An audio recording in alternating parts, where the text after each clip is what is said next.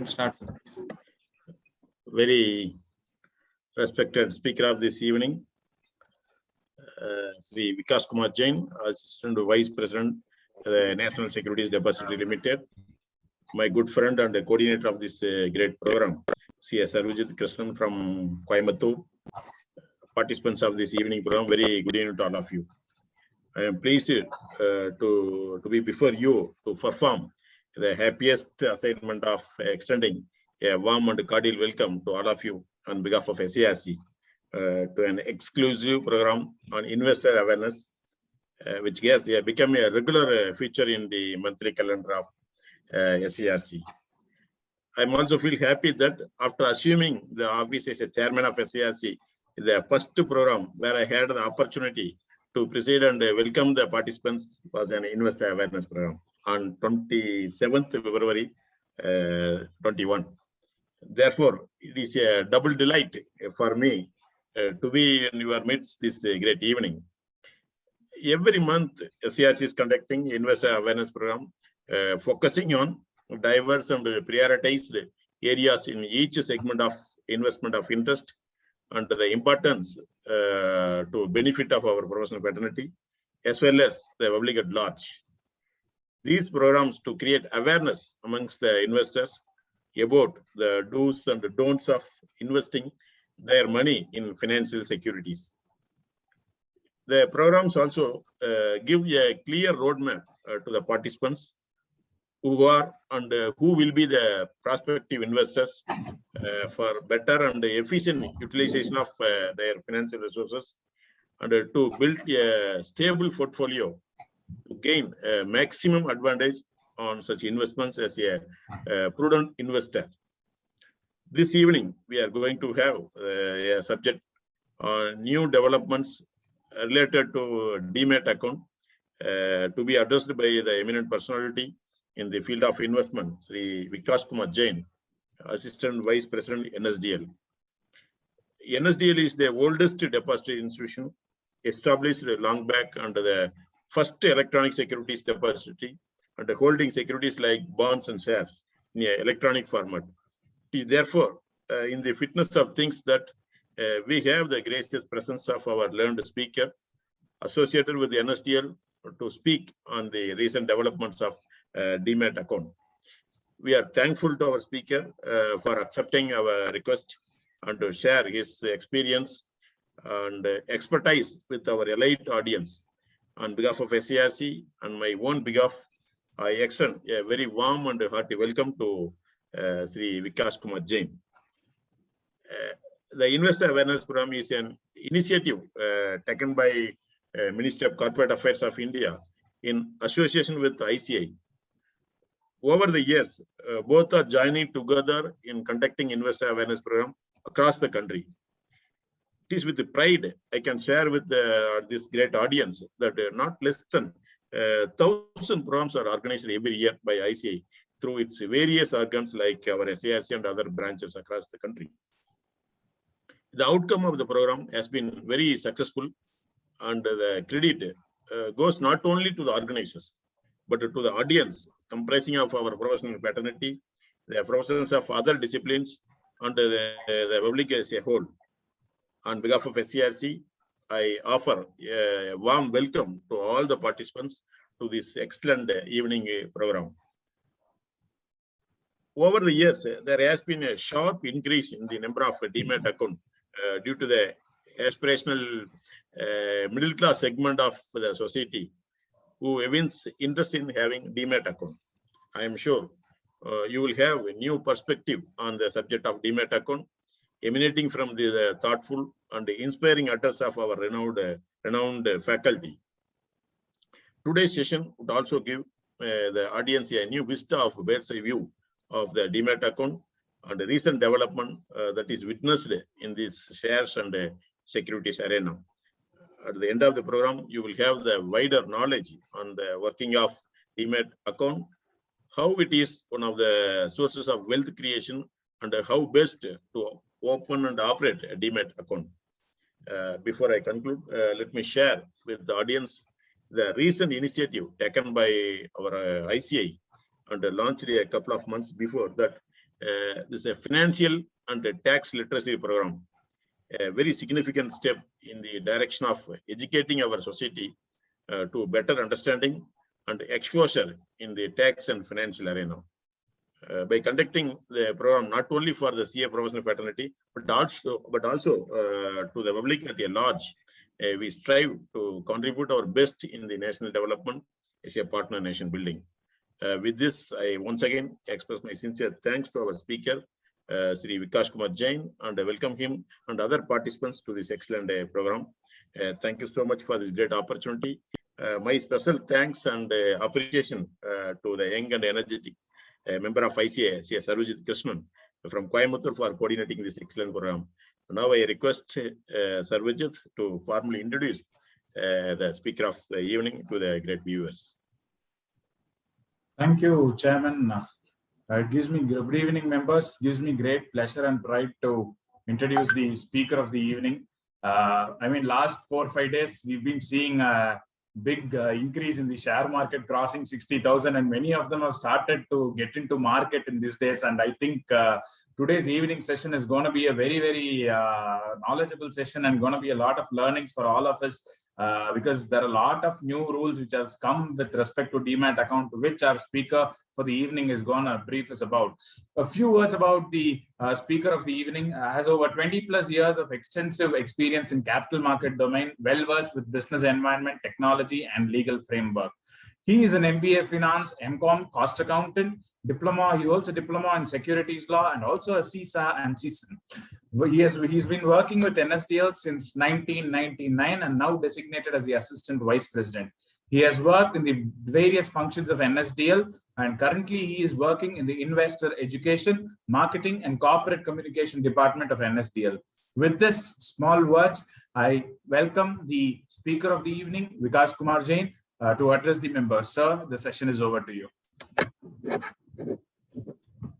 Thank you very much, Sarvajit Krishnan sir. Also thanks to Chairman sir, Jalapati sir. It's my privilege to be here among learned members of the SIRC, ICICI, and I hope there are many students also who have joined the program. I hope my presentation on new developments related to Demat account will be useful to you. The presentation that I have prepared is oriented for the investors. All of us invest in some or other thing. So as an investor in securities market, most of us will be having some or other exposure in securities market in some or other form. What are the salient developments which have happened in recent period? I will try to throw some light. I will also try to justify the background behind those developments and how do they affect we as an investor, or what are the implications of those developments on our investment and our things. From those, keeping these points in my mind, I will try to explain the things. I will be happy to have any question that you may have related to my presentation slides. If you find okay, you can keep the questions towards the end of the session. Or if you feel the question is probably sort of urgent, then you can perhaps interrupt me also and raise the query. Don't hesitate. I will be happy to keep the program interactive. My presentation, I expect to last for some 50-55 minutes. There are too many slides. I may not be spending enough time on each and every slide. If you find I am trying to skip something and you find it useful, please let me know. I will try to explain to best of my capability. Now, allow me a minute to share my screen with you. This presentation now should be visible to you on the screen. I hope this first slide, new developments, can be seen by you. Yes, sir. Yes, sir. Yes. Fine. Thank you.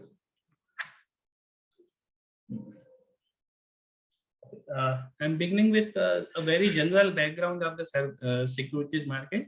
I'm sure all of you, being students of chartered accountancy or member, you have seen and known all those things. Still a recap. There are various organizations in the capital market or in the securities market, which is as such a part of overall capital market. We have SEBI as the market regulator. Working under it or under direction of the SEBI, we have depositories, we have exchanges, clearing corporations. derivative exchanges. We have lots of market intermediaries. There are investment bankers, there are registrar and transfer agents, there are portfolio managers, there are investment advisors. There are, I think, 20 different categories of market intermediaries which need to register with SEBI. And all these entities have some or other role in the capital market, and their performance affects us also as an investor. On depository side, there are only depositories in our country so far. One is National Securities Depository Limited, NSDL, to which I belong, and there is another depository in our country known as CDSL, in short, or Central Depository Services India Limited. It's the second depository. The interesting part here is that in 1996, when the Depository Act was passed, that act itself was named as the Depositories Act. So the point in our, it was very clear in our policymakers' point that we will have more than one depository in our country. It is interesting, it may be interesting for you to know that in many countries in the world, there are single depositories. But our policymakers, for obviously good reasons, they have kept the multi-depository scenario in mind. And this CDSL, having CDSL and having NSDL as two depositories is the result of their vision. Okay, let's continue. To begin, let's look at the short journey of investment. What do you need if you decide someday that I need to invest in securities market? What are the prerequisites? What do you need to have? Bank account is required, and second thing is a demat account. A trading or broking account may not be necessary for everybody. It is necessary only if you want to trade. Trade means buy and sell of securities on a regular basis.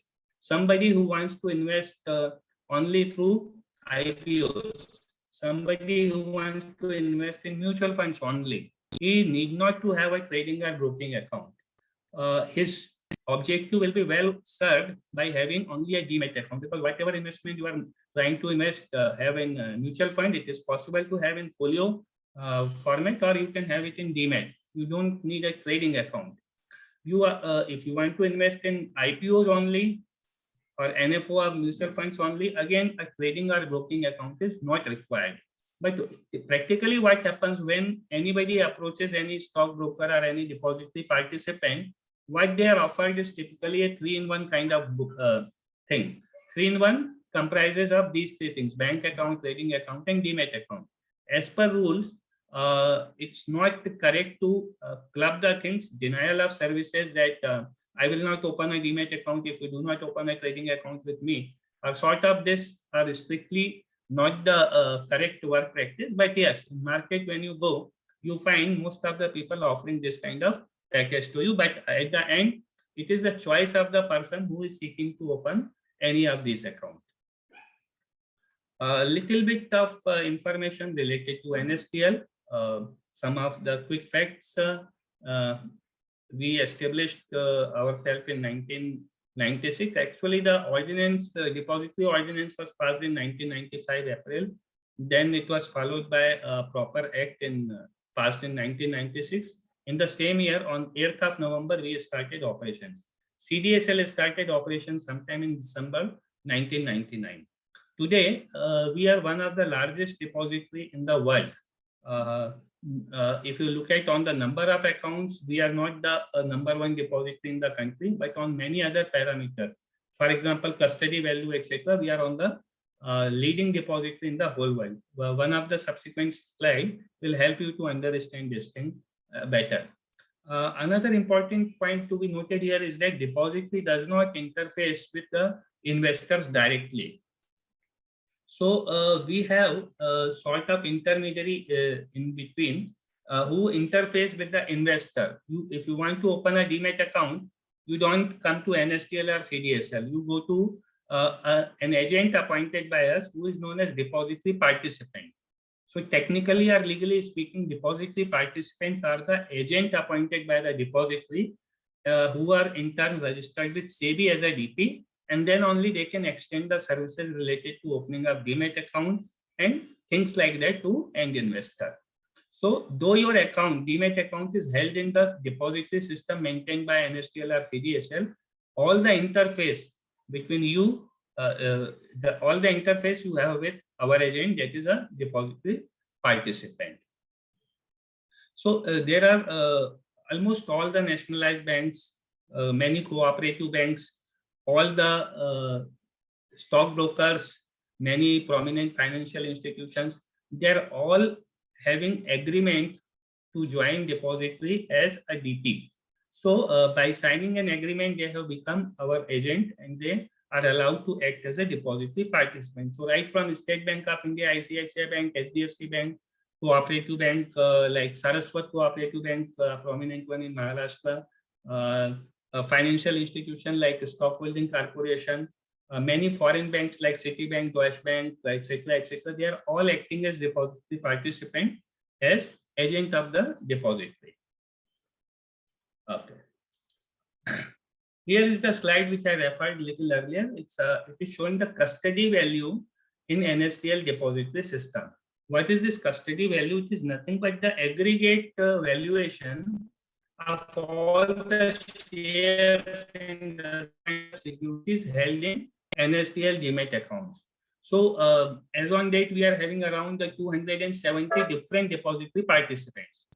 Total number of Demat account held by all these DPs is around 2.36 crore. So many people have opened Demat account with any of NSDL participant. Now everybody would be having some share in his account. Some account may be blank also. Somebody may not be having any kind of investment in the Demat account. It may be a nil account. So if you aggregate all the number of all the shares held in these accounts and multiply their quantity with the market value or prevailing market price, what we arrive at is known as custody value of the depository. So if you look at this custody value as on 31st of August 2021, NSDL was holding on assets worth rupees 287 lakh crore. How big or small is this value? We will see it in a later slide. But you can see on this graph that this has been continuously increasing. And the increase is relatively fast in the recent period. If you look at the data, if you break this chart into month for last 24 months or so, you will find a rapid increase in the custody value. What does that indicate? It indicates more number of participants in the system and also the increased valuation. You all are aware, as Chairman Sir was also mentioning about this in the recent increase in number of investors, the Sensex or the Nifty 50 going up very rapidly. So a natural outcome of that is that increase in the custody value. Now let's have a perspective of how big or otherwise is this value. Here is a comparison of NSDL's custody value with aggregate bank deposits held in the country. So if you aggregate all bank deposits held with any bank, you will find that the custody value is consistently higher than the aggregate bank deposit. What does this indicate? What's the reflection of coming out of this? One, you know, the number of bank account holders is far more than the number of Demat account holders. NSDL Demat account holder count is only 2.36 crore. And what will be the number of bank account holders across the country? It is surely more than 50 or 60 crore. So those many people holding asset equivalent to say 153 lakh crore compared with the security or the assets held by 2.36 crore people. So 153 lakh crore of assets are held by some 60 crore bank account holders, whereas only 2.36 crore people are holding assets on the equivalent to worth of 244. This data is as on March 31st. In reality, the custody value in NSDL system has gone up by at least 50 lakh crore as on date. There's another comparison of custody value with gross domestic product of the country. Again, you will find that except in year 2019-20, the custody value is more or less more than the GDP of the country. So again, perhaps this is an indicator of less participation of people in our formal securities market. So looking at the figure, you can conclude that there is tremendous scope. There are many countries that do use this ratio, GDP is to market capitalization, etc., as a development indicator also. So it is felt that there is still a lot of scope as far as the retail participation of investor is concerned in our markets. Let's look at this diagram, which actually depicts the working structure of the depository. Some of you maybe understand it quickly, but just to give some idea, on the top you find the issuer company or its agent, registrar and transfer agent. How actually company shares are made available for Demat, this diagram shows that process. So the journey starts with any company joining depository. They sign an agreement. Either the company signs the agreement directly with the sets up, have the technical setup and does the whole thing itself, or it also involves another entity known as registrar and transfer agent, who does the technical, who takes care of the technical side. See, because to have the depository connectivity, you need some server, data connectivity, etc., etc. So not all companies are comfortable with this arrangement. So they appoint RTA as their agent, and the technical interface is maintained by the RTA. So company, RTA and depository signs an agreement. And once this agreement is signed, an ISIN is allotted for that company's shares. So whether it is Infosys or TCS or SBI or ONGC, all these companies have signed an agreement with NSDL. And because of that agreement, depository has allocated one ISIN. What is ISIN? It's ISIN, it stands for International Securities Identification Number. Only when ISIN is available for any kind of security, it can be converted, the shares of that company can be converted in Demat. Not only listed companies, but unlisted companies have also joined depository. Though it is not mandatory, except some of you would have read this also, that ultimately it is the choice of the shareholder whether he wants to have the shares in Demat form or in paper form or physical form. This choice is given in the Depositories Act itself. SEBI has come out with some restrictions on transfer of shares in the physical form. So if you want to have the shares in physical form, if you are holding something in paper form and you want to continue it, you are allowed to continue to hold so, but you may not be able to sell or dispose of those shares in the market, in the stock market, because of the SEBI restriction. So while there is some choice in the hands of investor due to some SEBI regulations or rulings, you may have to convert the holdings into Demat form. There are certain restrictions with respect to public limited unlisted companies also, and because of that, those public limited unlisted companies have also joined NSDL. Just to give you some perspective, what's the count of number of companies registered with company registrar? Any idea? Somebody may like to mention it in chat. I'm sure you would be knowing this thing, being a student of the company's law, etc. How many companies we are having in our country? Surely more than 12 lakhs. After deletion of 2-3 lakh companies in the recent years, there are at least 12 lakh companies active in record of the ROC. And out of this, how many have joined the depository, either NSDL or CDSL? If I tell you about the count of companies which have joined NSDL is around 35,000 only. Similar, CDSL's count is little less. They are having some, I guess, 15 or 20,000 companies only. So you will see there are still a number of companies which have yet to sign an agreement. And because of that, those companies' shares, etc., are still not available for Demat. Imagine what will happen when all those companies join depository and what will be the custody value at that point of time. So with expected changes in the regulations, etc., we can naturally expect that the custody value with the depository is going to grow up tremendously in the foreseeable future.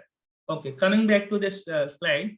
So we have seen on the top, we have companies, they sign agreement with the depository, and the end investor, they open Demat account with any of the depository participant of their choice. So DP1, DP2, like that we have some 270 DPs. CDSL is also having the similar structure. Their number of DPs is far more than us, but broadly the structure is same. On the right hand side, you will see clearing corporation as connected to depository. Now, why I have mentioned clearing corporation and not stock exchange, I have not written NSE or BSE. I have written NSE Clearing Limited or Indian Clearing Corporation Limited, because stock exchange is the entity which provides facility for trading. So through stock exchange platform, you sell or you purchase stocks or shares or some other kind of security. But it is clearing corporation, a separate legal entity which actually does the task of clearing and settlement of the trades undertaken on the platform of the stock exchange. So whatever is sold or purchased in NSE or in BSE, the settlement part, settlement means if you have sold, you have to deliver it so that you can receive the money. If you have bought something, you have to pay the price so that you can receive the securities purchase. So this give and take of funds and securities is known as the settlement. This settlement is not done by NSE or BSE, it is done by a separate entity, which is typically their 100% subsidiary company, but legally it is a separate entity. So we say that it is clearing corporation which is connected to depository. So they help us in doing the pay in and payout of the trades. I hope with this that diagram should be clear to you. Let's move on to next slide. This is the number kind of services which you get as an investor from any of the depository participants. This is standard across the DPs. All the DPs will help you to open a Demat account, just conversion of paper securities into Demat, or reverse of that is Remat. Transfer of securities from one DP to another DP. All the DPs will provide you these kind of services. Okay, here is some information about the e-initiatives of the NSDL. There are various portals, mobile app, etc., which help you to manage your investments or view your Demat account or the transactions that you are having in Demat form. I'm not going into details of this thing, but if you are interested, you can go to NSDL's website, or at the end, you may ask any pointed question on this. Here are some measures with respect to prudent invest. Be a prudent investor. Just these are some of the tips that we expect you to keep in mind so that you are able to manage your investments better. You all are chartered accountancy students, so I should not be spending more time on this thing. But yes, if you consider them from a normal investor's point of view, many people are do not really take enough care and they end up losing their money in some or other way. Okay. Some more quick points, you can just browse them through. Okay, yeah, this is a newsletter that we publish every month. We believe that you will find it useful. You can go to our website and just subscribe to this. And once you have subscribed, you will continuously receive it. Here are some information about the grievance redressal mechanism. Well, these were the slides related to general introduction of the NSDL, and now I am focusing on the recent developments. This is the core topic for the today's discussion. So to begin with, there are some developments with respect to KYC information. I'm sure you would be knowing the concept of KYC, nothing but know your customer. And how does this concept came into life? I hope it's going fine. I hope everything is fine with voice and video. Coordinator, sir, could you please confirm? Yes, sir. No issues. It's fine. For some point of time, it was a little bit scratchy, but it was fine. So no issues. Okay, thanks. If there's anything, I'll let you know, sir. Yeah, please interrupt me if I'm going fast or if there's any issue, sir. Yeah, because I have shared. I might not be the right person with regarding your pace, but Achha. we can see it in chat box. But if there is any lag or something, I'll let you know, sir. Okay. Okay. With your voice or audio, I'll let you know. Fine, fine. Thank you. Okay. Slide. So, what has okay? I was on the concept of KYC. See, when depository started functioning, there was nothing like KYC. In fact, many of you would not have heard this word a few years back. But with the passage of Prevention of Money Laundering Act in PMLA in 2005, perhaps this concept came into life. It has been prescribed as an obligation on part of the service provider agencies that they need to obtain some basic information of the person whom they are dealing with. So whenever there is an account-based relationship or in some situation transaction-based relationship also, the service provider agencies are required or they are under obligation to obtain some basic information about the person concerned. So what are those parameters? What information is to be collected? Like name, address of the person, permanent account number. Now they need to mention a mobile number, valid email ID, and they also need to disclose the income. Income can be mentioned as one of the checkbox range. Some 4 or 5 ranges have been prescribed in the KYC form, or for some class of investors, you can also mention the net worth as on a particular date at the time of making application. Now, initially mobile number and email ID and even PAN were not present. Income is also a addition which was done sometime later. To begin with, Demat account could be opened only with name and address, and of course bank details were required. But now SEBI has said that all the accounts which are opened with effect from 1st of August, they need to provide mobile number and email ID also. All other 4 things were present before 1st of August also.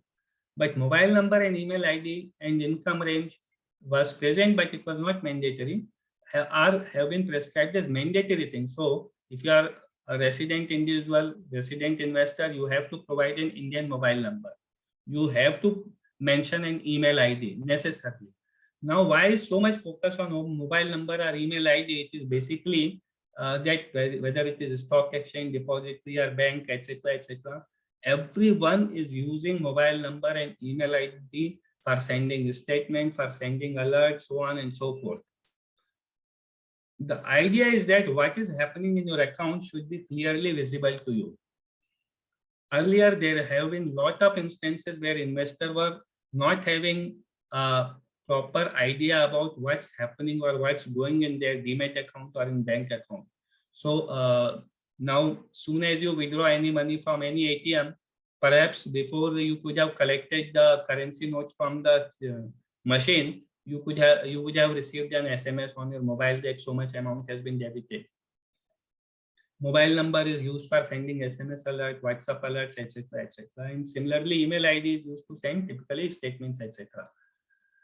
What is the importance of income range? Income range is usually ignored or it is not considered to be very critical, but it has a lot of implication. What happens?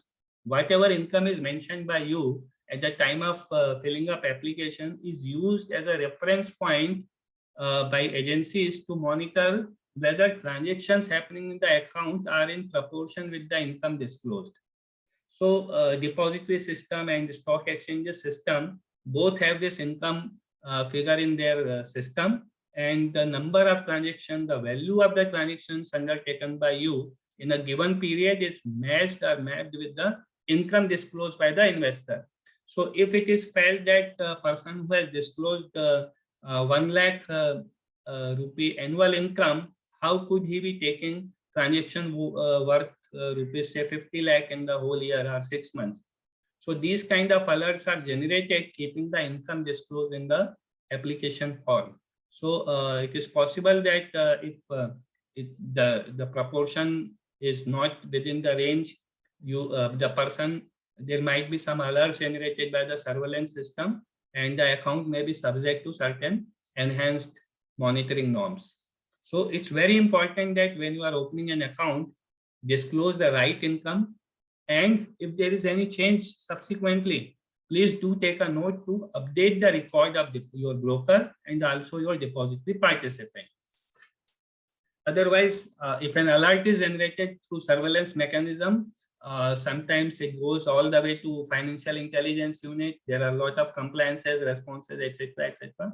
So as long as we are on the right side of the law, it is better to keep our information updated. Another interesting development on this slide is that the PAN has to be mentioned. It has been so since many years, but the new thing is that it has to be linked to your Aadhaar.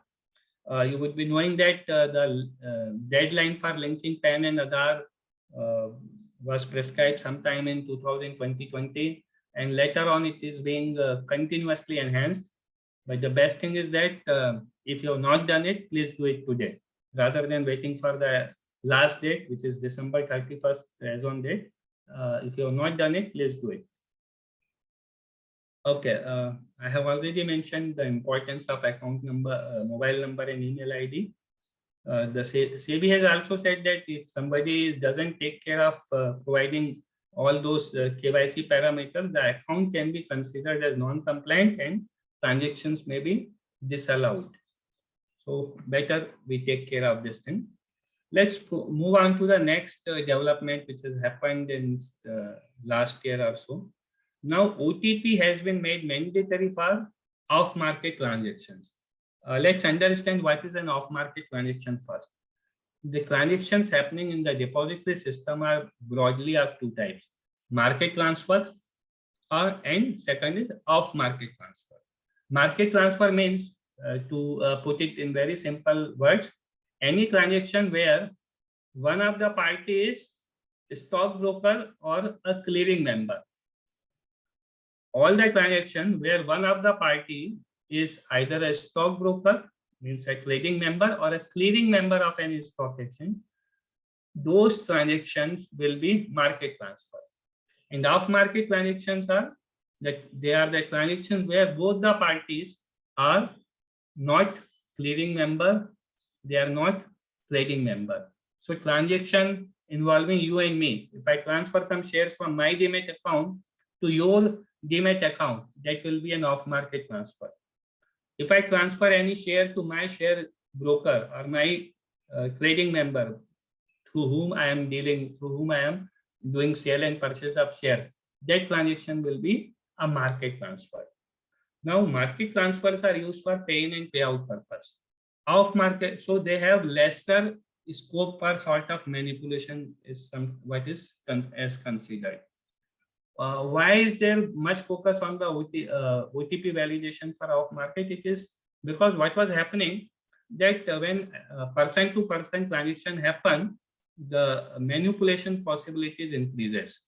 So whether transaction is happening with the consent of the investor or not, one more layer of verification has been incorporated in the process, and it works like this.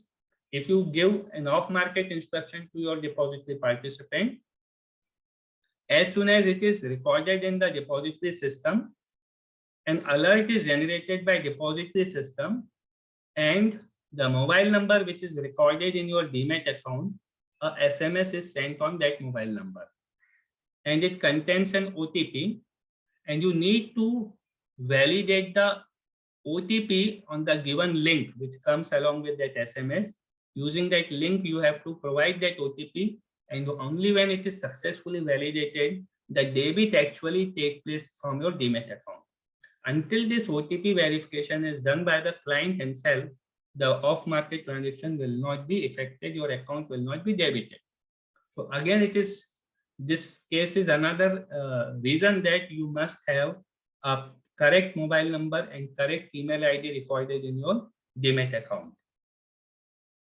Otherwise, what will happen if you have given somebody else's mobile number or someone else's email has been registered? You will not get the alert, and manipulation may take place. Some transaction may happen without your knowledge or consent, and you may not come to know about it. So that's all about OTP verification. Move on to next update is that bank account update facility in the Demat account. See, why is bank account recorded in the Demat account? Let's understand the logic behind it. See what happens. Company come out with many kind of corporate actions. There are various cash corporate actions also. Cash corporate actions like declaration of dividend, payment of interest on the debt securities, or payment of maturity proceeds on the once the instrument matures. So if person is having shares or those bonds in the demat account, how these amount will be paid to that person? Now share registrar and the company may not be knowing who exactly is holding the share because they are in demat. So intraday transactions are not in the knowledge of company or the registrar. So companies do know at the end of the day who are the shareholders. So what happens whenever they declare any dividend or interest amount is to be paid, they take an extract from the depository system that okay, these are the holders, these are the details of their bank account, and electronic credit is facilitated by those companies are their agent registrars. So if bank account is not recorded in the demat account, or if it is not the correct one, what will be the result? Obviously, that you will not get your dividend, you will not get the interest or the maturity payment. So for that, you will have to do a separate follow-up with all those companies, etc., etc. So, and you may have to waste a lot of time and energy on that. So the simple solution is that mention your bank account details properly. Now, bank details properly means, what does it mean? You have to write the correct account number. You have to write the correct IFSC code. These are the two things with which all this electronic transfer mechanism work actually. So you have to be very particular that IFS code and the account number are correctly recorded. Almost all the banks are having CDS. So with these two details being proper, things will be correct. Now, NSDL has also given a facility to issuer companies that whenever they realize that their shareholders have not given the right bank details, how companies will come to know that because they try to transfer dividend, etc., the transaction fails because of the incorrect or insufficient details, etc., etc. So company comes to know that, oh, my shareholder is not having proper bank account details in his demat account. So they come to know about such thing, and if shareholder approaches them, we help them to update the bank details in the demat account. So company can also approach you, and once you get such communication from any of your company, please take care that bank details are updated immediately in your demat account. See, considerable impact of incorrect bank details is can be seen in the amount of unclaimed dividend. If you look at the figure of what is the amount remaining unclaimed, you would be knowing that if something is unclaimed, remains unclaimed or undistributed for 7 consecutive years, it is to be transferred to IEPF, Investor Education and Protection Authority's account. Crores, thousands of crores of amount is lying there. So over the years, people have not been careful enough to update these bank details in their demat account or in their physical folio, and that's the natural outcome of this situation. So that's all about the bank account thing, and let's look at something about the lock mechanism in the demat account. It's a very, very recent development. In fact, it came into effect on 1st of August this year only. See, what used to happen that if you have sold something, you are under obligation to give the shares to your broker. Okay, the process of paying is to be completed. If you do not pay, your transaction will result into default. The shares will be auctioned, and you will have to bear the auction penalty, etc. That's how the stock market functions. So soon as something is sold by an investor, his obligation to pay shares arises. Now he transfers the shares. Soon as the obligation arises, he transfers. But if for some reason the sale position is reversed, maybe squaring up, etc., etc., at the end of the day, he may not have the net obligation. But though he is not having net obligation, means he does not need to pay any share to his broker. He has already transferred the shares to his broker. And if the broker does not give the shares back to him, he will have to do the follow-up. He will not be able to transfer it to anybody else, or he will not be having the shares which he can transfer to some other broker for transaction to be undertaken with that other broker. He will have to wait necessarily till the first stockbroker reverses the transaction back to his Demat account. So, and there were some misuse of this mechanism also. So what SEBI did, it come out with this mechanism which says that, okay, soon as there is an obligation on the part of investor or on part of the seller, create a block in the Demat account of the investor. So shares are lying in your Demat account, but they are kept under a sort of lock or block. And the block is created in favor of the trading member or the stockbroker. And if the mechanism is like that, that if clearing corporation does not confirm the obligation of the client, the block is reversed.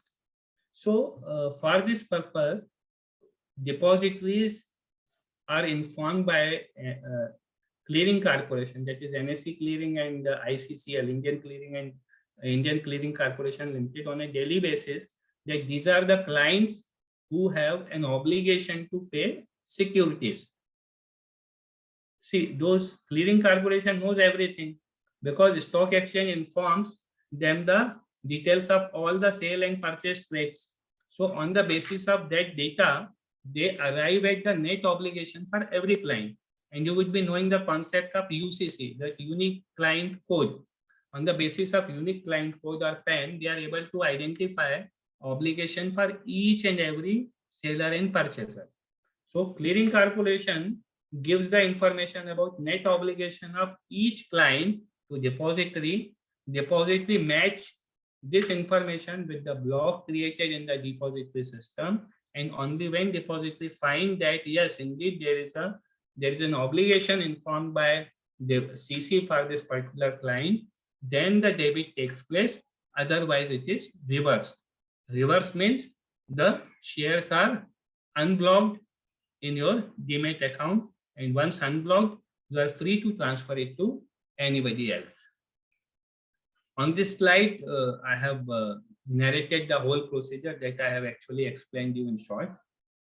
If you want, you can go read these points, but essentially they are the same what I have mentioned to you. I hope the process is broadly clear to you.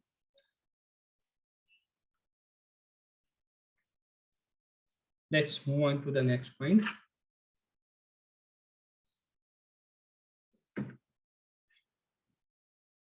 Okay,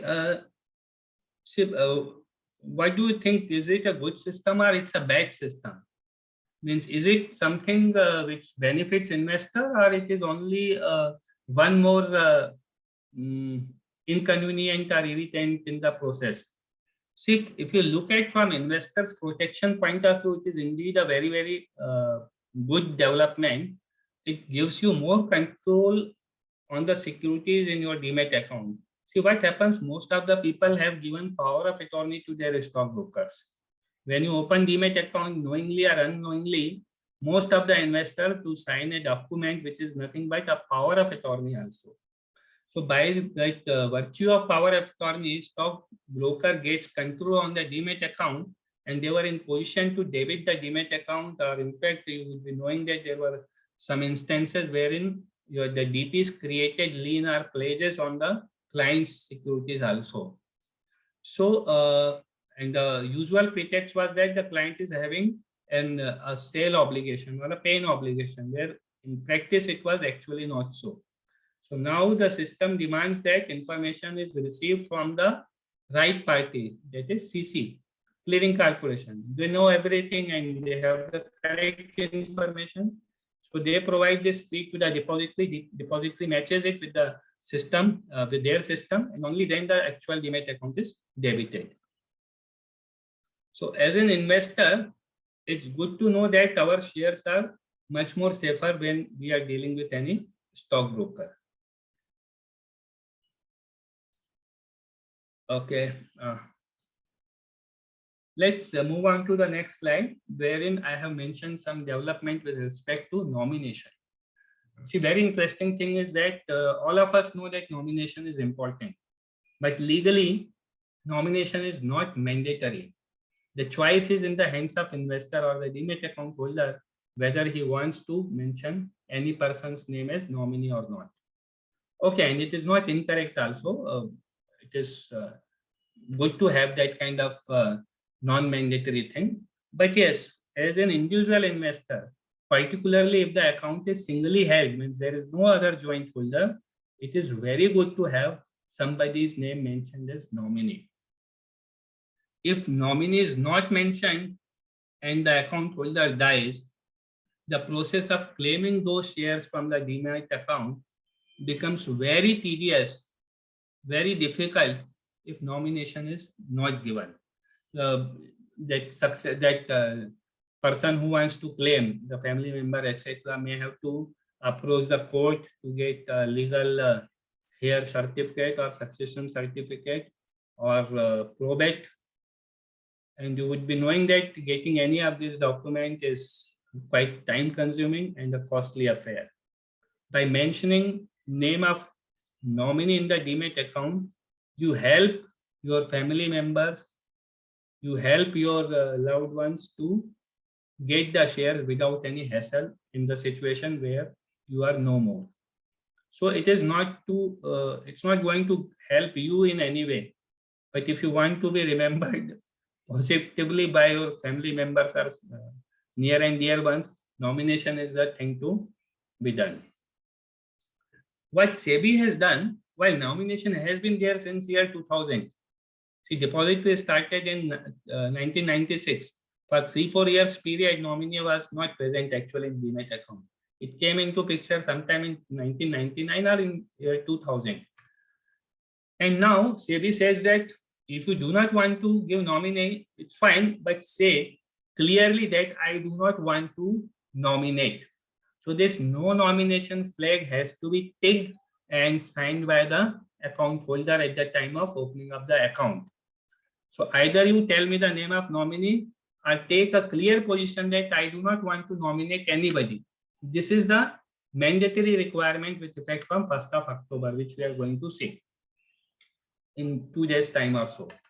So actually all brokers, etc. have their DPs have updated their system, and now they will insist that you provide such a declaration if you go to open any demat account now. Even for those people who are already having a demat account and have not given any nominee, they have to either mention the name of nominee or provide a declaration that I do not want to nominate anybody. And this has to be done on or before 31st March 2022.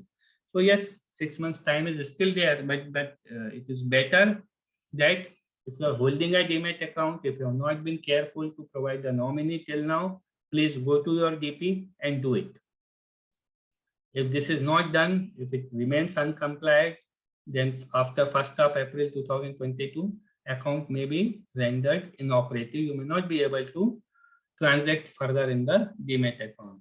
So my sincere recommendation and request to all of you, those who are having demat account, or if you know that your friend, relative, or some family member is having a demat account, please tell them to have somebody mentioned as nominee.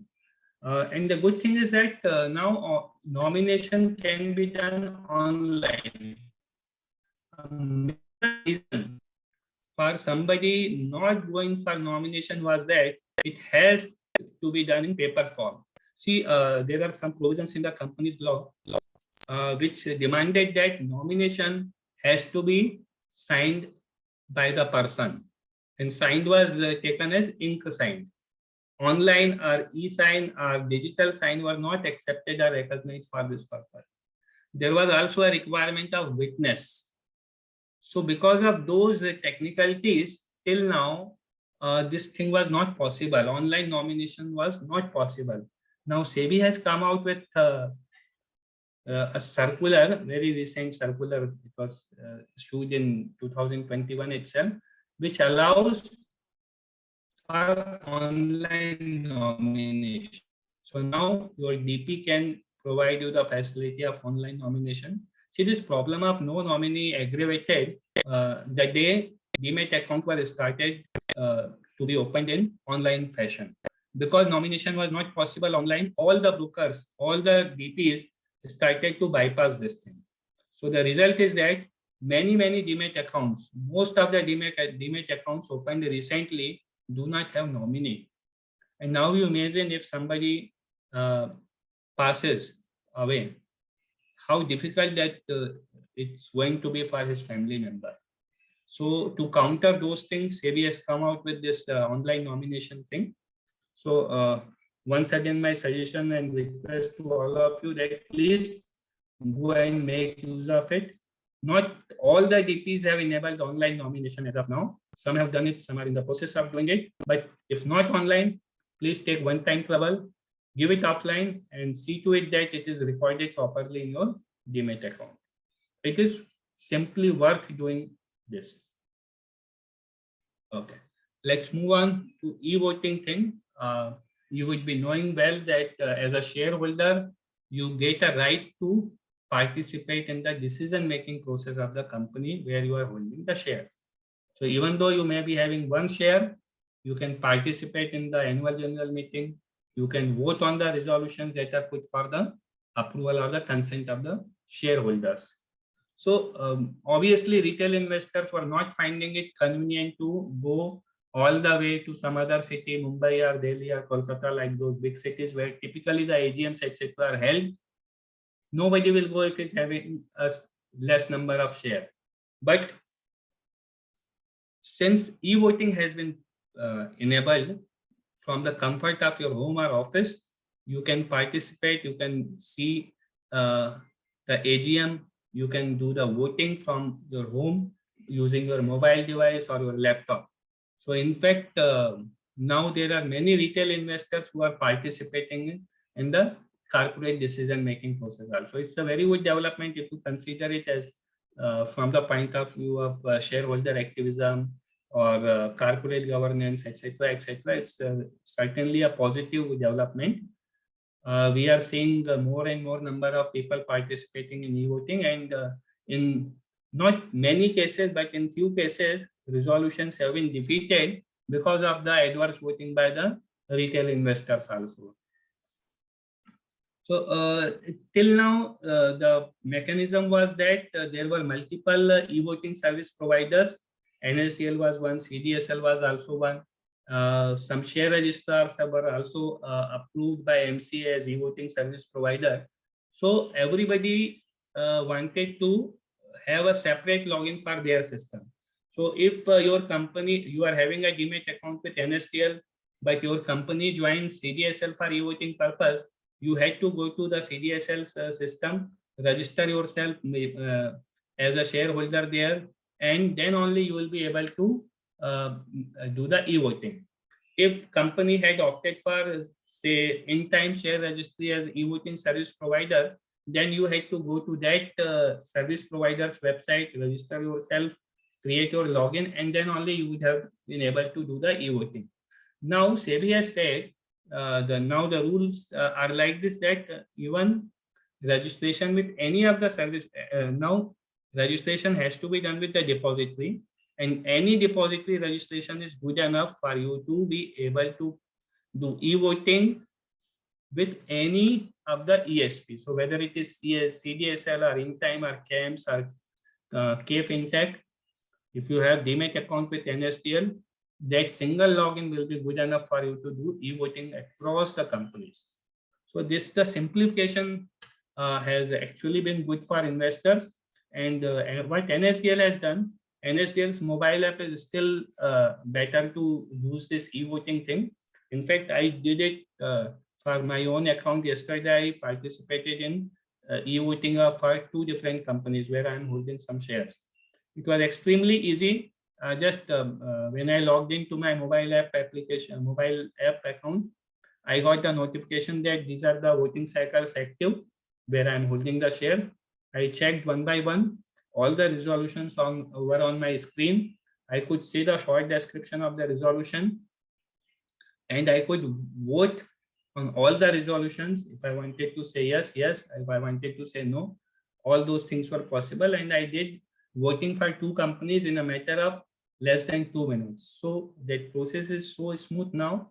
And if you are holding a share, please do exercise the right of being a shareholder and play the role of being owner of that company.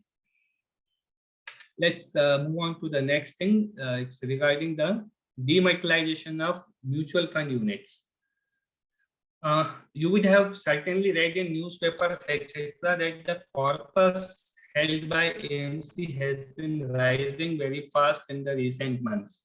More and more people have invested in the mutual fund schemes floated by some 44 or 45 different AMCs working in our company.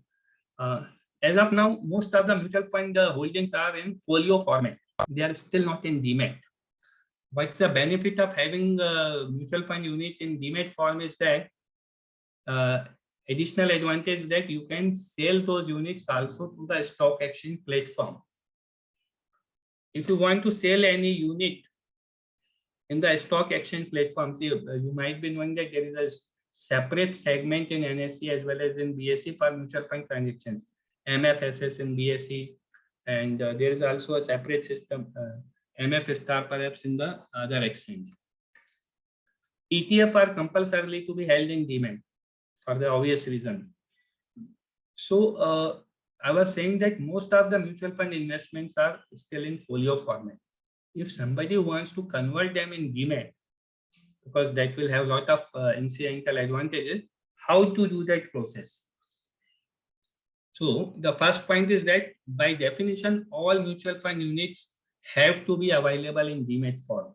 Again, the choice rests with the investor. At the time of making investment in any scheme, you can decide whether you want the unit allotment in the folio format or in the demat form. You have to say this thing in the subscription form itself. But SEBI has also said that all NFOs coming in the market, they have to compulsorily be providing this option to hold the units in demat form. If you are having something in the folio form and you want to convert it, you need to know the ISIN. You can find the ISIN on NSDL's website, or you can look at the statement that you get from the mutual fund house, and you can submit a conversion request to your DP. Once you give the conversion request to your DP will create an entry in the depository system. It will be sent to the concerned mutual fund company or its registrar for the confirmation. And once that AMC or its RTA confirm, the folio holdings will be extinguished and the credit will reflect in your demat account. Once securities are credited in your securities means mutual fund units are credited to your demat account, you can transfer it to anybody of your choice.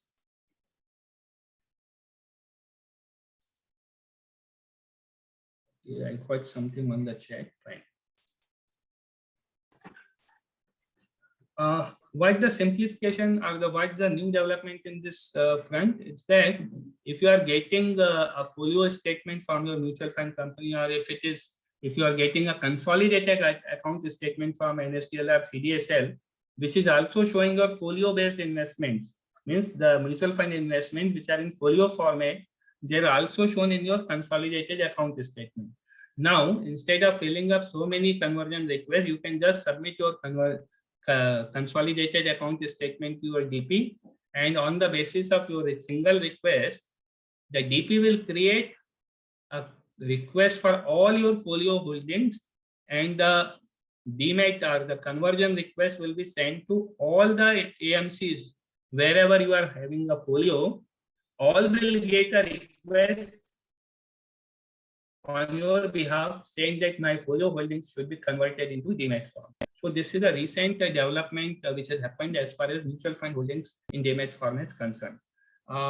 We sincerely advise everybody to go for this thing because it entails lot of advantages. You can sell in the market, you can transfer it as and when you want. If you are holding those things in folio form, you will not have those kind of flexibilities. Okay, let's move on to something related to stamp duty on transactions. till last year, stamp duty was transactions in the demat form. That was one of the major advantages or benefit behind holding the shares in demat form, because the transactions, transfers, etc., happening in the demat form were not subject to any stamp duty. But with effect from July last year, stamp duty is applicable on specified transactions, even if they are happening in demat form. So I will not be going into the details of those kind of transactions, etc., but I will, sorry, I will just try to inform you the broad things. The development is that the stamp duty collection has been entrusted to the depositories also. In addition, stock exchanges and clearing corporations are also allowed to do so. And depositories have also been allowed to collect stamp duty on behalf of various state governments. And now, in that capacity, we collect stamp duty, and it is our responsibility to remit it to the concerned state government or union territory government. And how do we do this? How do we know that this stamp duty what we have collected should be given to Maharashtra, should it be given to Tamil Nadu or Puducherry UT administration? We decided on the basis of investor's address. We look at the PIN code of the investor as recorded in the demat account, and on that basis, using the mapping between PIN code and the state, as per the records of Indian Postal Department, we find out, we understand that, oh yeah, if this PIN code is given, means that account holder is resident of Tamil Nadu state. So the stamp duty collected in respect of this transaction should be given to Tamil Nadu state government. So that's how the importance of having right PIN code in the demat account. Okay, what is not covered? What securities are out of this stamp duty collection mechanism? Government securities. By way of prescribing zero rate, those transactions have been excluded. Here is a recap of transactions, various kind of transactions, and which is the agency responsible for collection of the stamp duty. You can find on 4 occasions it is the responsibility of the depository to collect the stamp duty applicable. So what we do, actually, we do not permit a transaction until we have a confirmation that stamp duty as applicable on the transaction has been actually deposited in our bank account.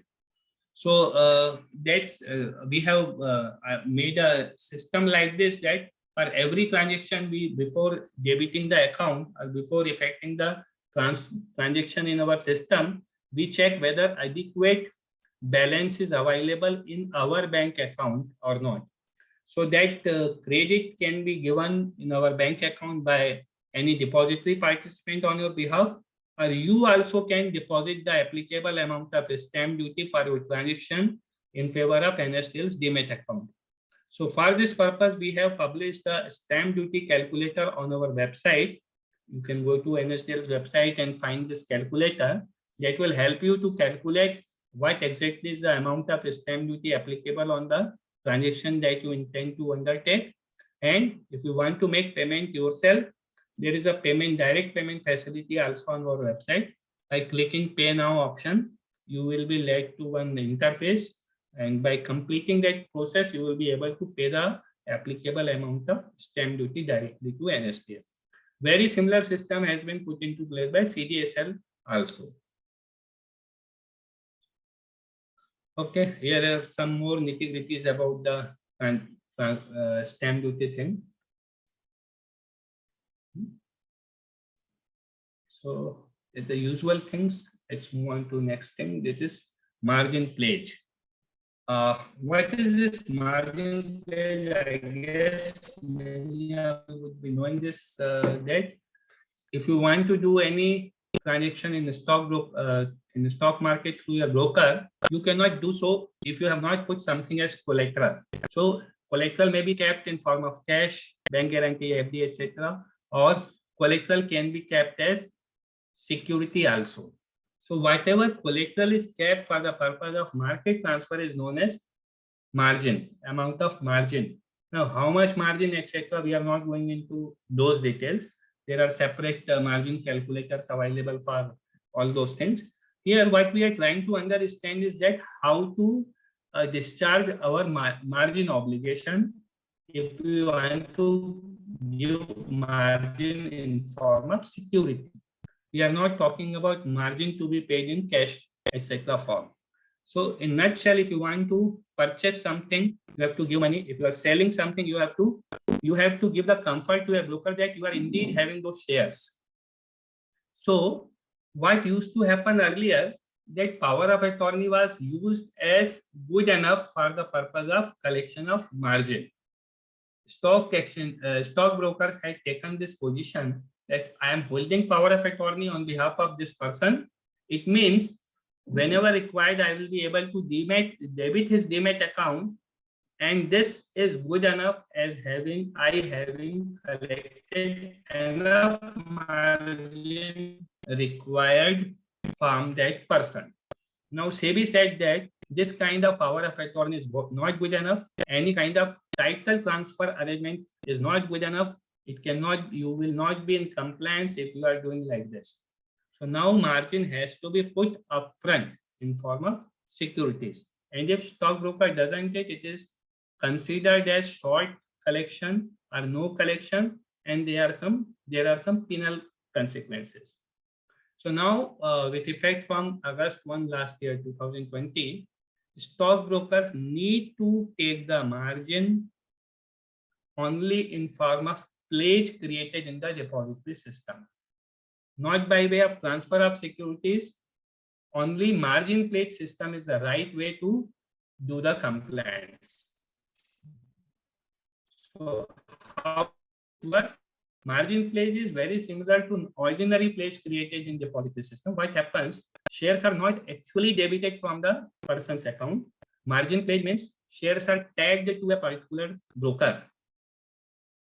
And until that tag is removed or the block is removed, the shares remain under pledge. So if I am selling some shares and I want to give some shares as margin pledge, I will create a margin pledge instruction in my account in favor of my trading members, especially designated account. That especially designated account is known as trading member client securities margin pledge account. Or it can be my clearing members client securities margin pledge account. Don't get hassled with this terminology. These are only the nomenclature or the header provided to the special kind of account wherein margin pledge can be created. So if I am selling something, if I want to give some stock as margin pledge, all I have to do is that I have to give a margin pledge instruction to my DP saying that please create a margin pledge for 100 shares of Reliance in favor of XYZ stockbroker whose account number is given as below. So his DP ID and client ID I will be mentioning. And that account has to have the label STM client securities margin pledge account. If it is not tagged according to this scheme, margin pledge instruction will not be actually created. What is the idea? The idea is that all margin pledge transactions should be visible at a central place. So once such margin pledge has been created, it will remain in effect till it is reversed by your stockbroker. If I have created margin pledge instruction, I cannot close it myself. My broker will decide whether there is actually an obligation on my part or not.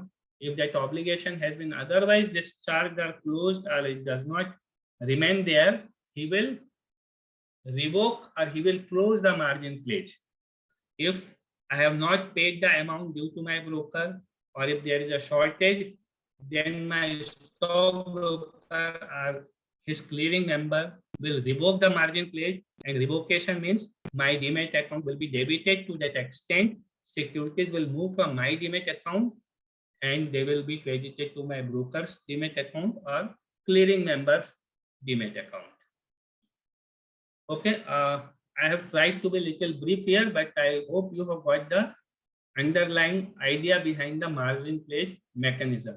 On this slide, there are various ways mentioned to create the margin pledge instruction. It can be given in paper form or it can be given electronically also. Actually, in practice, you will find nobody is using paper form nowadays. Mostly it is happening electronically.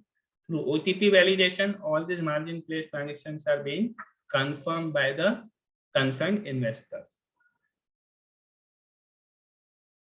Okay. Once margin pledge is created, it has to be confirmed by your counterparty, means that broker. And you also have to confirm if broker has created instruction in your account's favor, then you will receive an OTP on your registered mobile number. And until you provide OTP verification is completed, the margin pledge instruction will not be effected. Okay. Now, it is possible for a trading member, means a stockbroker, to replace the securities in favor of his clearing member and or in favor of the concerned clearing corporation. See what happens typically, all brokers have to keep some margin with their clearing member or with the clearing corporation directly.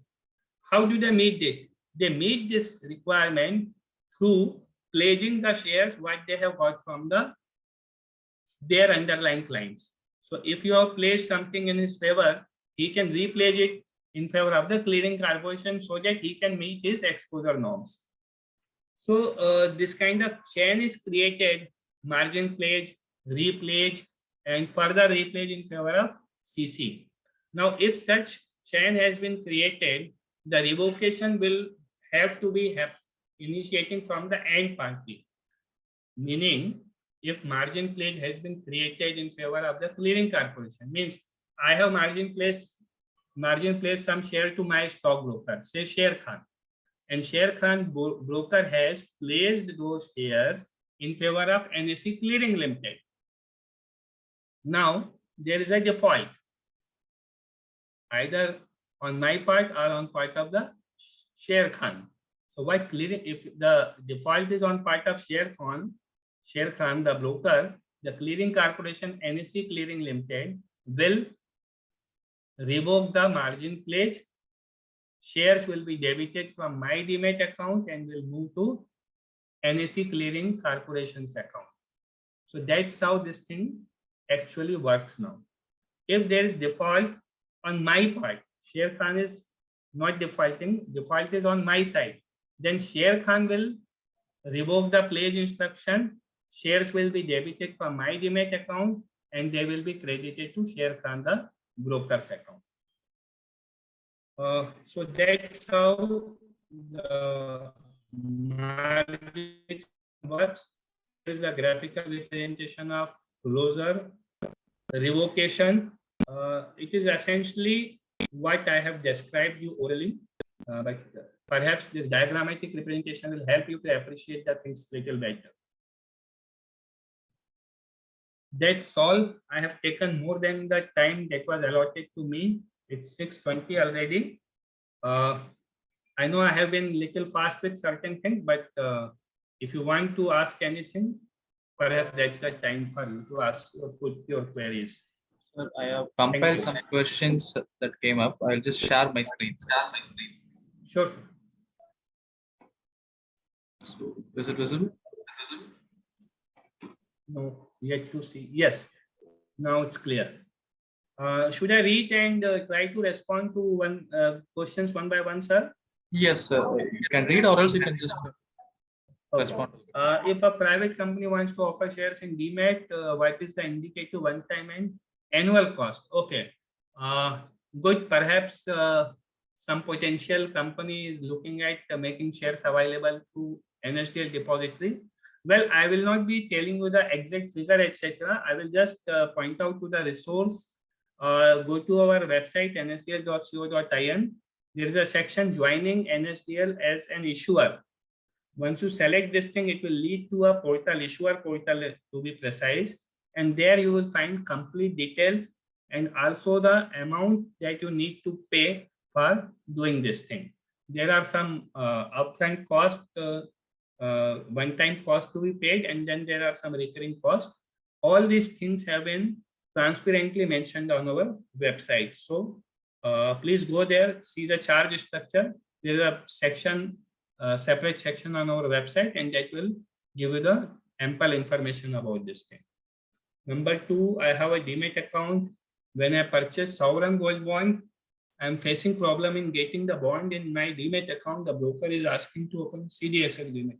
Why this is happening? What the solution?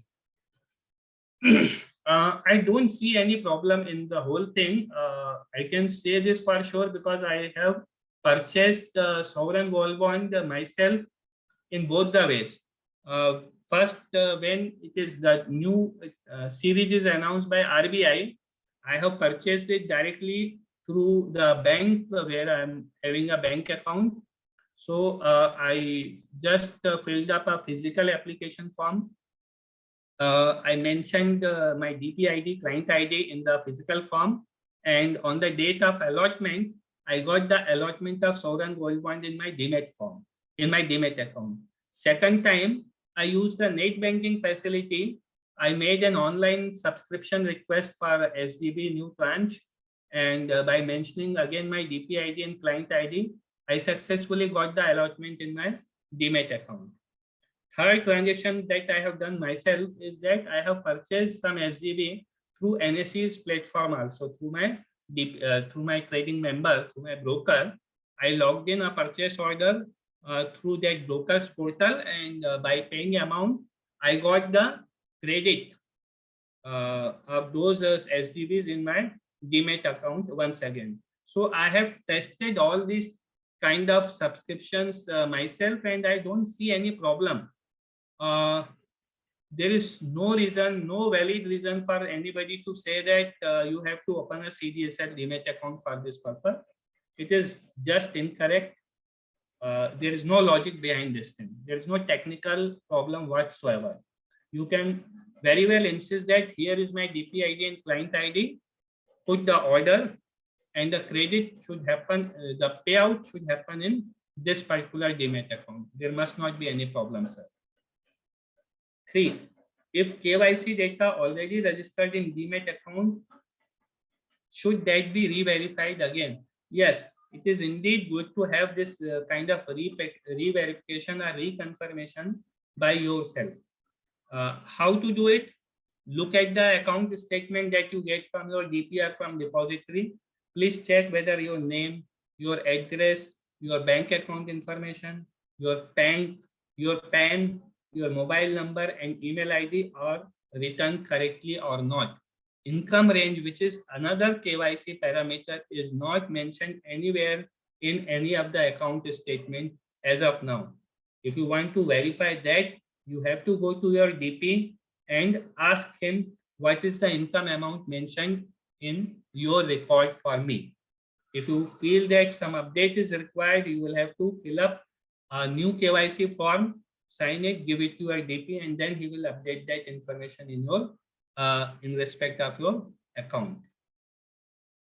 4, can 2 Demat accounts be linked to one mobile number? Yes, up to 5 Demat accounts can be linked to one mobile number. There is an exception available. SEBI has permitted this thing, that to take care of family members' account, etc. It is allowed, but not more than 5. 5 is if promoters violated rules and made profit at the cost of investor who lose, SEBI compensates such loser investors. Any example? For example, trading. Well, I would not attempt to answer this thing. It's not appropriate with the discussion we had today. Maybe on some other forum or some other occasion, this question can be tackled. Number 6, whenever we try to sell, CDSL requires dual authentication. Is there a way we can disable at least one? No, sir, this is not the right thing actually. This dual authentication is actually for your safety purpose, and it is better to live with this. Perhaps you can call it an irritant, but for the sake of security of our own investment, let's learn to live with this thing. 7, if Demat account holder dies without nomination, what is the procedure for transmission of the share in this name of the okay, without nomination, if the transmission has to happen, as I mentioned, it is a typical process. And if the share or the holding value is below 5 lakh, then little simplified procedure can be followed. But if the valuation is beyond 5 lakh, you have to go to a court, get a succession certificate or legal heir certificate, produce it to your DP, and then only the transmission will be effected. There is no shortcut.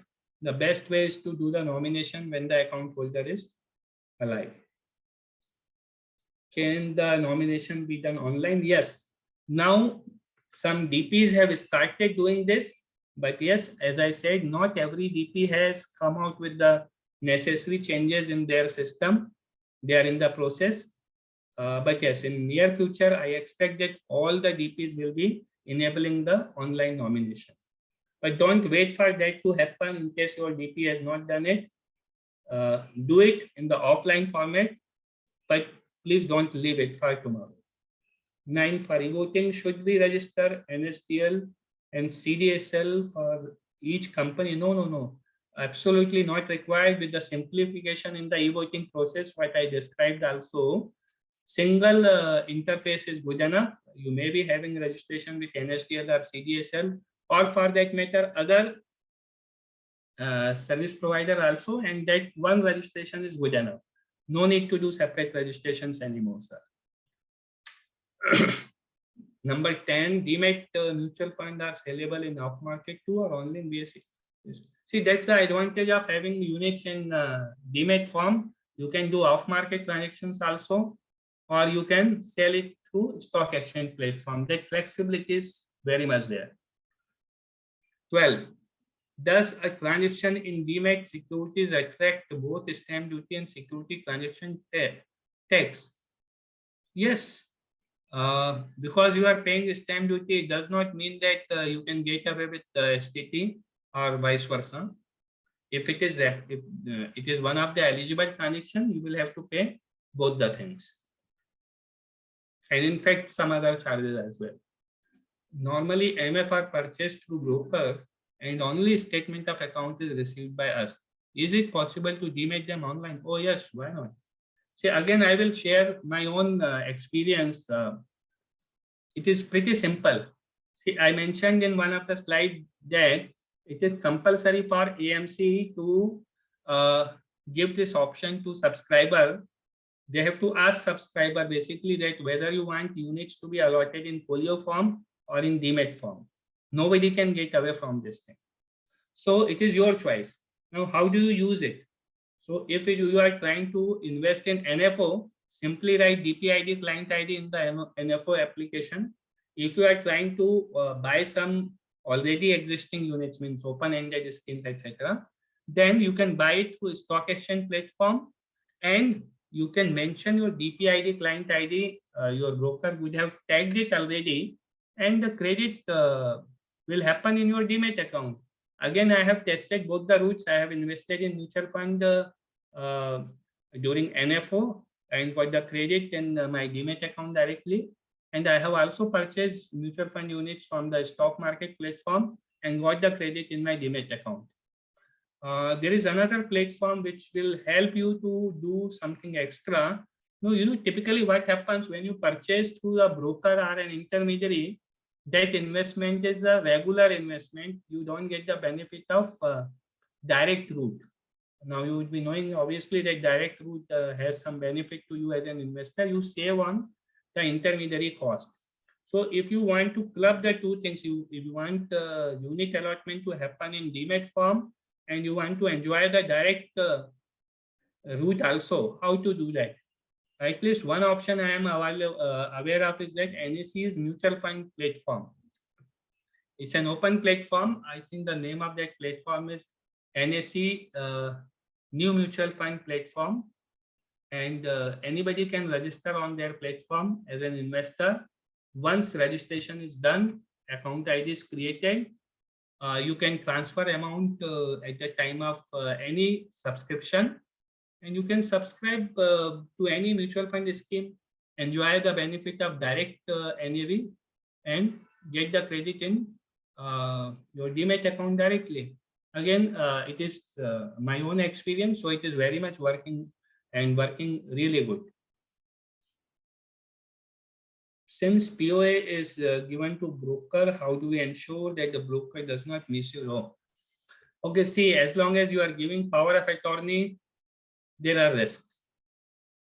The reason, what was the reason that POA was required? We need to understand it. See, there is nothing new actually. This POA thing has been under regulators' radar right from 2012. This Karvi or any other example, whatever we see or read about, is not really new. Way back in 2012, there is an elaborate circular issued by SEBI which deals with the matter. It clearly says that if you are giving POA, first thing it says that POA is not mandatory except if you want to undertake internet trading. Means if you are wanting to do internet-based trading, online trading, then only somebody can say that give me power of attorney. Otherwise, POA is not mandatory. Nobody can force you to provide power of attorney. Okay. Well, if you want to give power of attorney, again, SEBI says that power of attorney can be for limited purposes only. It cannot be a general power of attorney. It cannot empower the donee to do each and anything what he wants. So what he can do using power of attorney are clearly specified by SEBI. So that protection is also available. Now, what was happening, why this POA was actually being insisted by broker was that if they do not have the power of attorney and if you happen to sell something, how do they ensure that they get the delivery of shares from you? I can very well take a sales transaction. Earlier, they were not, these margin requirements were also not stringent. So it was very much possible that seller client may not deliver the securities to his broker. Now, if broker is unable to bring the securities and pay to the clearing corporation, it will be the broker who will face the auction. He will have to pay the penalty and cost of non-compliance to the stock exchange. So what they were doing, that they were getting a power of attorney from the investor so that they get the power to demat their demat account to the extent of their obligation and are in position to cover themselves. Now, with this online transactions happening, OTP validation happening, EDIS, the new system in place, there is no practical need for power of attorney. So now there are many brokers in the market who are no more insisting for power of attorney to be given at the time of account opening. They are opening account even without that. You can check with the broker, and if power of attorney is not being given, then you are automatically saved out lot many other things. Okay, number 15, shares were purchased before ex-dividend date, but shares were not included in dividend advice. What are the possible reasons? See how it works. Let's understand how the mechanism actually works. If the shares are held in demat form, we provide a ban post. There is a particular jargon used here. Ban post, a statement of people who are holding shares in a given company on a given cutoff date. So list of those people and the number of shares being held by those people on the given cutoff date is provided by depository to the concerned company. Now, looking at that list, company decides that, oh, this person has to be given dividend, or this person has to be paid amount of interest or maturity. So company looks at that list and pays the amount accordingly. So if you are not having your name recorded as a beneficial owner, or if you are not holding the shares on the cutoff date or the record date, you may not get the dividend. But if it is ex-dividend, then your broker is under obligation to pay you the amount of dividend. Because typically what happens, shares do lie in the pool account of the broker. So broker happens to get the dividend from the company. So it becomes his responsibility to distribute it to the concerned beneficial owners. In case of any problem, any grievance on this front, first take it up with your broker. If it remains unsolved, please approach the stock exchange. They will help you to get the due amount that is due to you. Is there any room for Karvi power of attorney kind of issues? I'm not clear what exactly is the query. Perhaps you need to elaborate to your question, sir. Number 17, can the mobile number given in KYC be changed? Of course, it can be changed. Email ID, anything which you have mentioned in your KYC form or in your account opening form can be changed subsequently. Only the exception is permanent account number, which cannot be changed.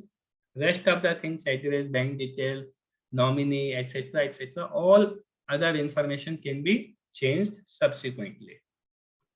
18, can Demat account be held in joint names? Yes, certainly. Up to 3 persons can be the joint holders, first holder, second holder, third holder. It is very much possible. There is absolutely no such restriction. Can a retail investor make a speed transfer, online transfer? If yes, what is the procedure to get the facility? Oh, it's pretty simple. If you are holding a NSDL Demat account, you need to register yourself for online transfer facility. The name of this facility is Speedy. Go to our website. There is a section e-services. Look for the Speedy option there, and there you will get all the relevant information. It will take you to e-services portal of NSDL, and there you will find all instructions related to process of registration and how to use this facility. It is pretty simple. Or even better, I will advise that you download NSDL mobile app. The name of this app is Speedy. Again, Speedy. Download it from any Google Play Store or App Store and see it yourself. That's all I can say. Well, that's all the questions I see on the screen. If there is anything else for me, please do let me know. Want me to take more questions, sir? No, sir. These were the questions as of now. And you can see the chat box. There is Yes. two, and if there is any, you can answer for the same, sir. Yes, the one question I'm seeing on the screen right now is, oh, that has disappeared. Let me see, chat. I'm going from the recent one. How is it ensured that dividends declared are credited to bank account? It's pretty simple. The mechanism I described is such that it takes care of all these things. If you have your bank account correctly recorded in your Demat account, you will get the amount of dividend by default. You don't have to do anything actually. Only a possibility is that company itself does not pay the amount of dividend to you. Again, possibilities of this kind of thing is very, very remote. Few years back, in fact, there was actually a case around this thing. Some companies, some prominent companies, there was one particular share registrar who misappropriated, means they manipulated the bank account information. They changed, there's some incorrect things were done by that share registrar. And because of that, the amount of unpaid dividend, means what remained unpaid at the first go, was pocketed by some of the employees of the share registrar itself. So there, it was followed by a lot of investigation, etc. And the rightful shareholders were given the amount perhaps later. Before that, there is a question about NPS contribution. Okay, sir, I'm not really the right person to answer about NPS. This NPS, or National Pension System, is managed by another company. The name of that company is NSDL E-Governance Infrastructure Limited. It is a separate company. It is actually having no connection with us. Prior to 2013, there was only one NSDL, but now we are two separate legal entities, and we have actually no connection with NPS. So better you take up the question with the other company. Okay, prior to that, can a retail investor make a speedy transaction? Yes, that we have answered. Can Demat account be classified as dormant? Yes. there is a concept of tagging a Demat account as dormant. The period is 180 days or 6 months. If there is no transaction, then the account is tagged as dormant. And what actually happens, if a debit instruction comes for such dormant account, the DP has to do one more layer of verification. He has to call up the client, just as an example, and confirm whether that debit instruction was actually given by that account holder or not. So that's the only impact. Nothing actually happens with that account. Your shares remain where they are. So those were the questions, sir. So we come to the end of this. So thank you for Okay, your sir. valuable time, sir. And many were asking for your presentation. If possible, you can share it to our mail ID. Well, there is no need. In fact, this presentation is already available on NSDL's website. Not Okay. only this presentation, we do undertake this kind of awareness programs regularly. We are publishing the schedule of all these programs on our website, and Okay. all the presentation that we use in these programs are available on our website. Just go to education section. You will find everything there. Okay. Then. Thank you, sir. And hope you have addressed all the queries. And thank you for your valuable time, sir. And we have one more question. Possible, you can take it up, sir. The last Sure, one. let me try.